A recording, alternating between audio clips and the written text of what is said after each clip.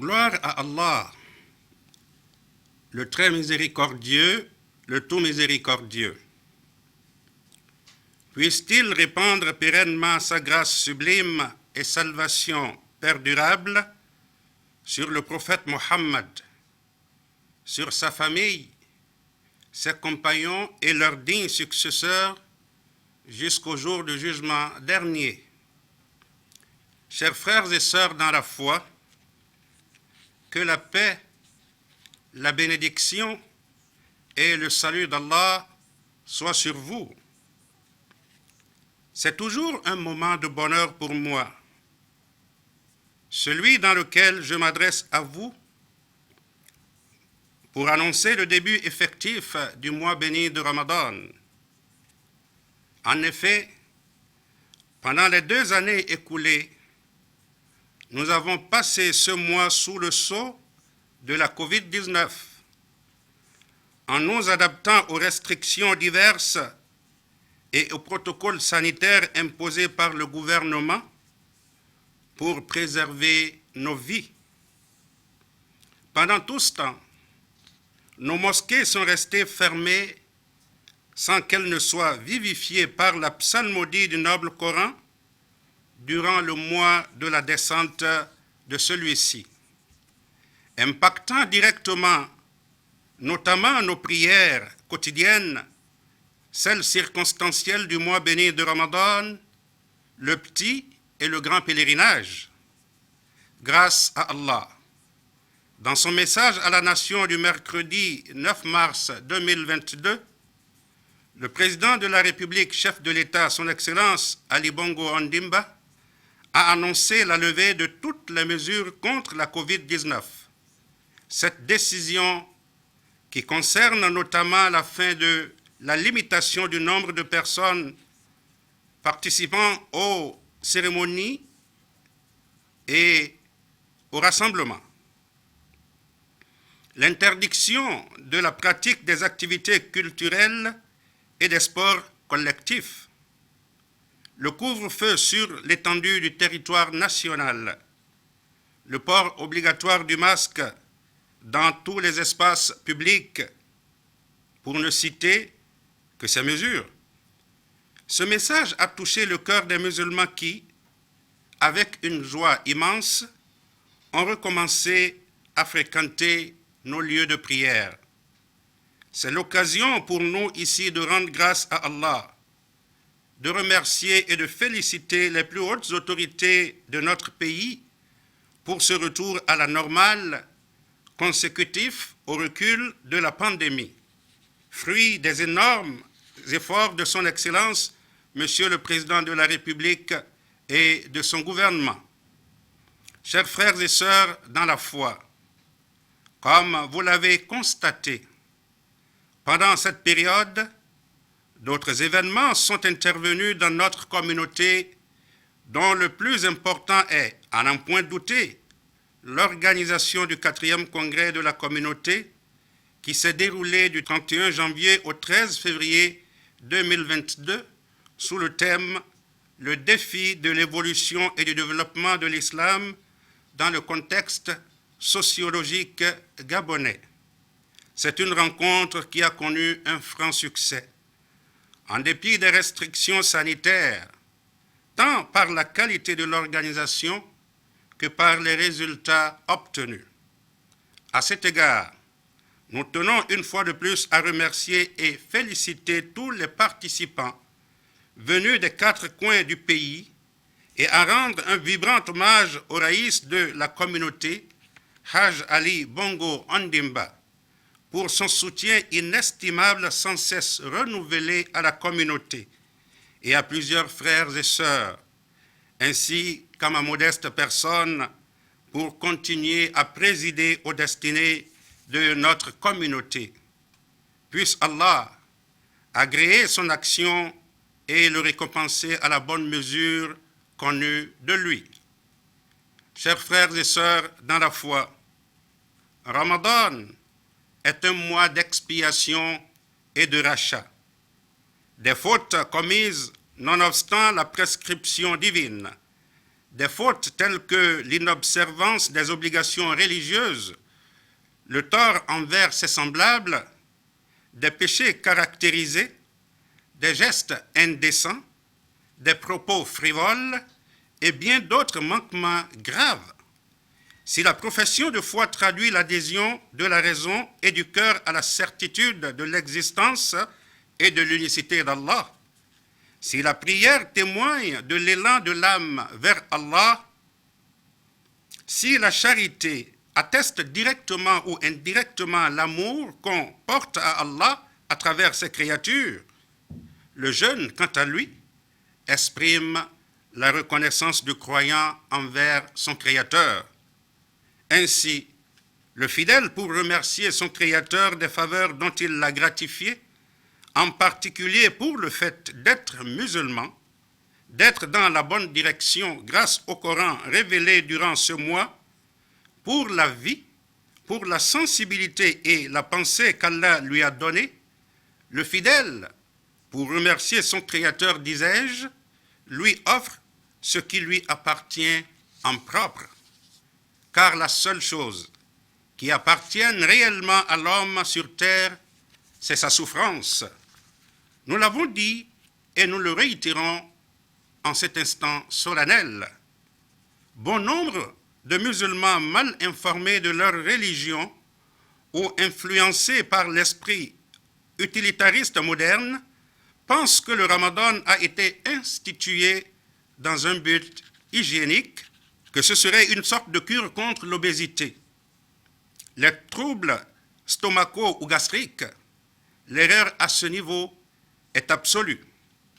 Que les prescriptions divines aient des incidences bénéfiques sur le corps et sur l'âme, c'est indiscutable, mais ce sont des effets secondaires et non leur but primordial.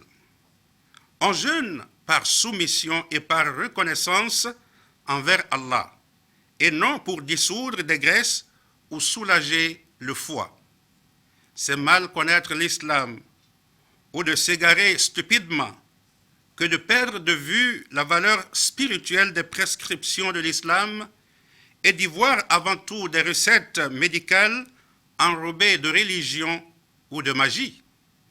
Le sens profond du jeûne du Ramadan est un témoignage de gratitude par l'offrande de la souffrance physique. Et en fait, le jeûne constitue comme le pèlerinage une adoration physique.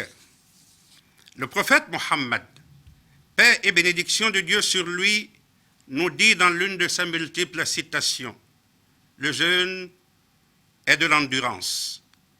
Et la récompense de cette endurance n'est autre que le paradis.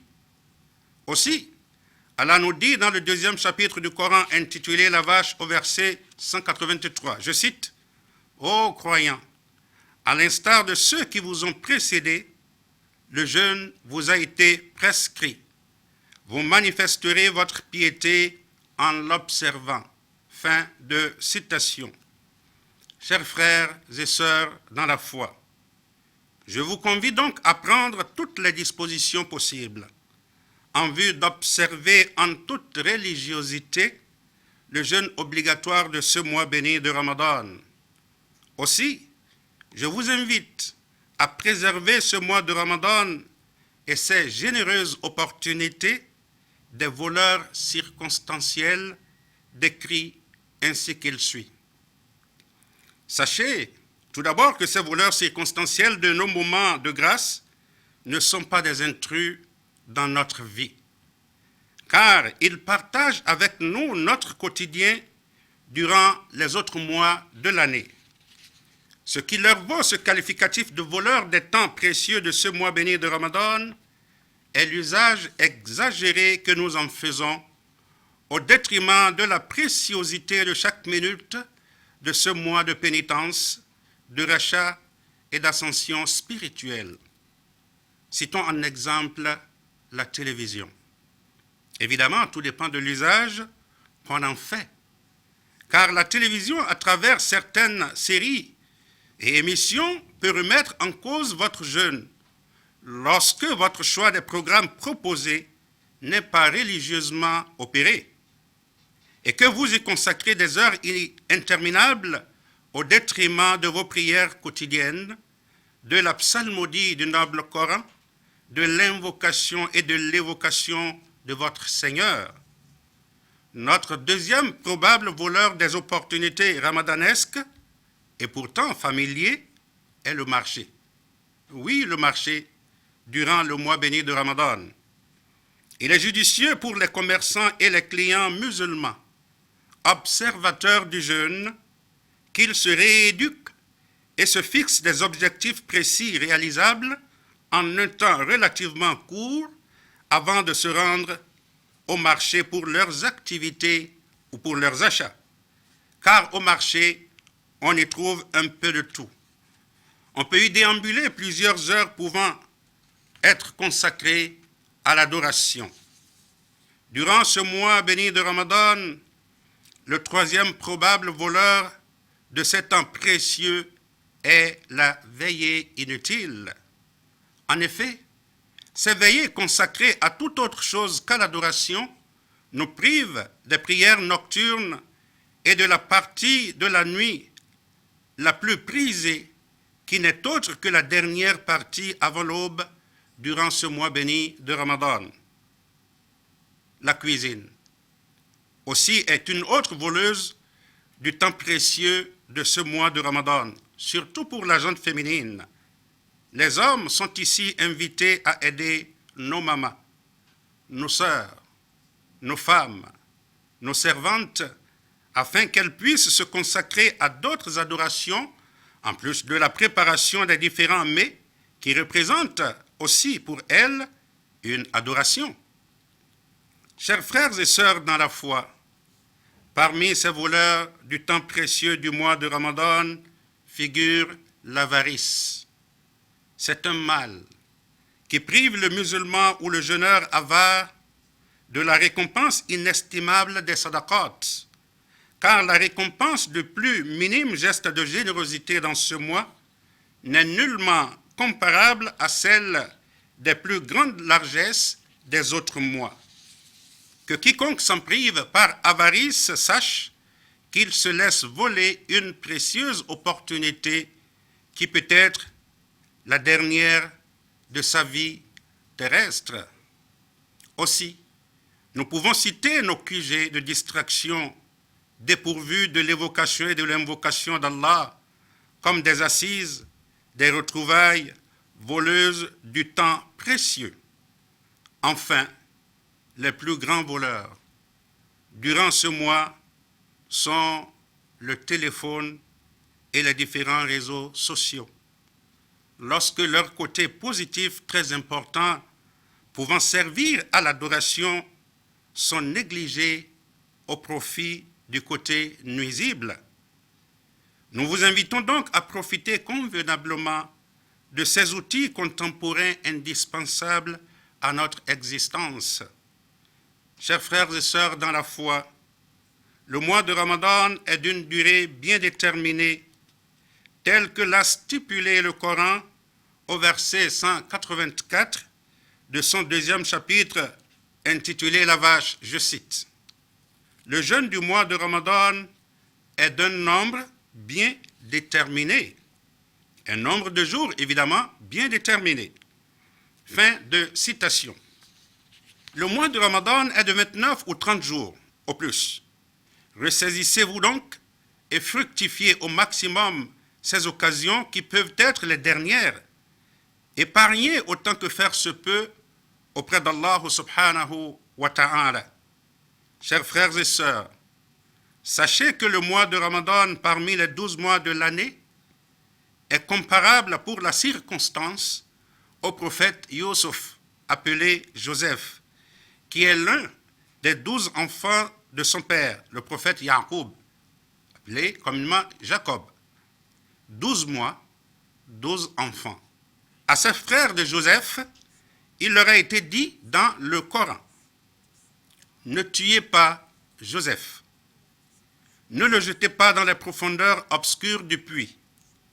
Aussi, rapporte le Coran, les frères de Joseph l'ont proposé à la vente comme une vulgaire marchandise et ils l'ont bradé à vil prix, moyennant quelques piécettes.